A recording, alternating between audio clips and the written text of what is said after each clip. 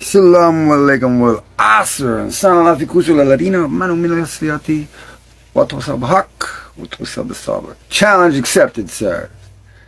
Give me just one good quality about a Prophet Muhammad. Well, I'll give you three. He was a leader of the people, a leader of the church, and a leader on the battlefield, which made him qualified as the #1 leader of all time. That's a statistic, by the way. Two, shall we? Why not? Let's go for a roll of them if we can. Things that, good qualities of the Prophet Muhammad. He was the kindest man that ever walked this planet. His neighbor used to throw trash in his yard, and the one day that he didn't, the Prophet went next door to check with him to see that the man was okay. And when his wife was blown away, "Why are you here? My husband hates you." The man was the kindest man ever walked the earth. Somebody walked into his masjid and urinated on the wall. The Sahabas were ready to kill him. The Prophet stopped them, told them, "Let the man finish." He had patience of a saint, like none has ever been displayed before. Wisdom. A'udhu billah, high wisdom. Oh, here's a good one. The day that they decided to clean the Kaaba, right, all the tribes of the Quraysh were arguing over who should place the black stone back into the Kaaba. So what did they do? They went to Al-Mumin. That's what his name was then, Al-Mumin. You know what that means? Al-Amana, my bad. Al-Amana means the truthful one, right? And they said, Al-Amana, how do we solve this conundrum? The whole heads of the tribe are standing there going, what do we do? You know what he told them? He said, go get a sheet. They all got a sheet. He says, now each one of you pick up an end of this blanket.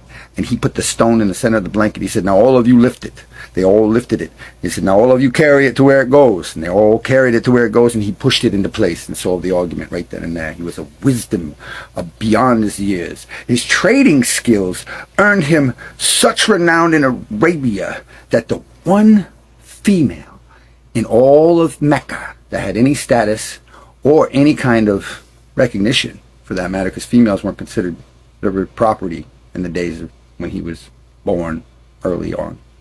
You know what I mean? Until, you know, Islam ended that. We'll get to that. We'll talk about that in a second, don't worry. But he attracted her attention because he was so fair. He went on 2 caravans for her, and both times made her more money than she could have ever expected, and got the best of reputations from everybody he ever dealt with, because he was of the best character ever. His manners were beyond anything that I will ever possess. I can promise you that. I don't even seek them. That would be a heartache to try to get. Oh my goodness, at least keep your goals feasible, sir. Women's rights. Before the time of the Prophet, men would bury their daughters in the sand to avoid the disgrace that them being raped in infancy would cause their family later on in life. Can you imagine taking your infant baby out into the desert and burying her in the dirt? And he stopped that. That's a good quality, I think. That was a good quality. He saved a lot of infant lives when he did that. He told all of humanity that there is no man better than another, except by piety. You know what piety is, sir? That's reverence for God, sir. That's respect for your Creator. That's what piety is. It's not who prays the most times a day, or who can recite the prettiest, or who does the most deeds. No, it's who truly, within their heart and soul, has more love and respect for God than the other. And only he knows that. That's the beauty of it. That's called faith. Oh, he brought one of them to Arabia. Yeah, he's inspired 2 billion people to follow him into a better way of life. You know, I was a lost junkie before somebody put the Quran in my hand. Do you know that? Yeah, like I literally used to sell probably 15 to 14 ounces of cocaine a day and shoot between, I don't know, 50 to 60 grand worth of drugs a week, trying to kill myself. And you know what? I almost succeeded several times. And it was because Allah was saving me for this that I never did. Imagine that. Yeah, that's the only reason why I didn't die as a junkie. So I could be a Muslim. Alhamdulillah. Oh, there's one good quality. He brought the principle of submission as being the #1 quality of all Abrahamic faiths. Oh yeah, that's a good quality. Submission. Yeah, he taught that better than anybody else. You know what he said it was? He said it was like the date palm. The sands of Arabia could kick up a storm that would tear down every building in sight. And what would the date palm do? It would lay down and prostrate to the god that sent the sandstorm. And then when the sandstorms were done, it would stand back upright. Oh, what else did he do? Oh, good Lord. Well, he freed, I don't know how many hundreds of thousands of slaves. You know that? Yeah, he was the guy that ended slavery in Arabia. He made it so that even the people who were taken as prisoners of war, do you realize that most of the conversions that people blame Islam by the sword were really his manners?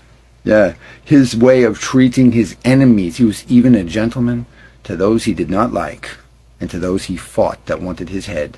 He was even courteous with them. You know what the cost is to earn your freedom? If you were a prisoner of war in the time of a prophet, you either had to teach a Muslim child to read, or your family could purchase your freedom. Or you could swear to Islam. And in that case, that's completely upon you to do so. You want to hear something else crazy? He actually had a slave gifted to him by his wife. You know that? His wife, when they married. Khadija, radiallahu anha. It's the only time I will use you, ma'am, for a purpose like this. Gifted him a man named Zayd when they were married. And Zayd was a slave of Muhammad. And they want to talk about the Prophet owned slaves. Well, that was what people in Arabia did in those days. They owned slaves. It wouldn't have been no different. He was just who he was at that point in time. Married to a wealthy merchant woman. Trying to feed his children. Just like anybody else. Couldn't stand the way his people act. So he went and meditated in a cave. And God gave him the greatest gift that mankind has ever received. And people like you will still always deny it. Just like the Jews denied Jesus. Well, history repeats itself. But you see, here's the problem. You want to know what else he gave mankind? Heart. Yeah. He gave us a chance to understand our Creator. That no other faith will ever offer us. And you will never know that. Because until you actually go and pick up a Quran and try to read that book with some sort of open mind anyway. And you know what? That's the beauty of Muhammad, Prophet Muhammad, peace and blessings be upon him. That's another great quality of him. You want to know that? Is that his miracle to mankind is one you can hold in your hand. Matter of fact, here, let me show it to you. It's right here. That's Prophet Muhammad's miracle. Peace and blessings be upon him. And me, just little old me, follower 1,500 years later, I get to hold it in my hand. His miracle. You understand, sir? You want me to tell you some of the qualities of my prophet, sir? Oh, absolutely, sir. You know the man one time walked an old woman home, carrying her groceries, listening to her cussing the whole way. You know that? And he wouldn't disrespect her. Why? Because he taught people respect for their parents, their mother 3 times most of all. Yeah, yeah. He watched his family get murdered and hunted. He's sacrificed and given every piece of anything he had. And you made it an entire town. The angel Jibril offered to wipe a whole town off the map for him. You know what he told them? I pray that they're Muslims someday, sir. I pray that they're Muslims someday. And then you want to just come and try to ask me about one of his good qualities. Sir, I could spend 3 hours talking about that man's good qualities. And none of them would reach your ears. Because you don't possess enough quality for God to want you to hear it.